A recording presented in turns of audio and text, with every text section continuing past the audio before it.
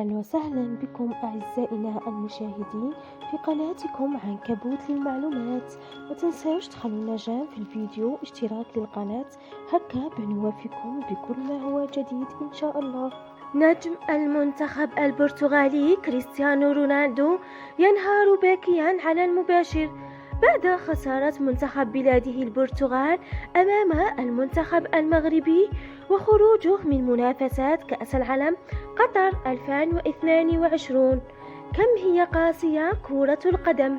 وكما ذكرت سابقا، ها هو مسلسل مفاجآت مونديال قطر 2022 يتواصل، لأن المنتخب المغربي الآن يحقق فوزا تاريخيا على حساب المنتخب البرتغالي ليصبح أول فريق إفريقي وعربي يصل إلى نصف نهائي كأس العالم.